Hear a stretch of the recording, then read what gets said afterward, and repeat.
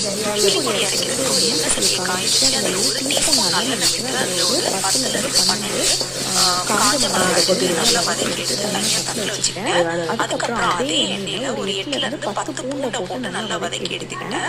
அதுக்கப்புறம் நான் 1 கப் கருப்பு உளுந்து, அதாவது தோல் இருக்கிற உளுந்து சேர்த்துக்கிறேன். ரொம்ப சத்தானது தோல் இருக்கிற உளுந்து. இதை நல்லா வதக்கிக்கோங்க.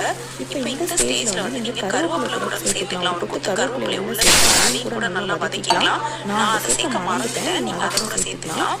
இதுக்கப்புறம் இது நல்லா வதங்கினதுக்கப்புறம் இதுக்கு ஒரு டேபிள் ஸ்பூன் அளவுக்கு கருப்பு எண்ணெய் சேர்த்துக்கிறேன்.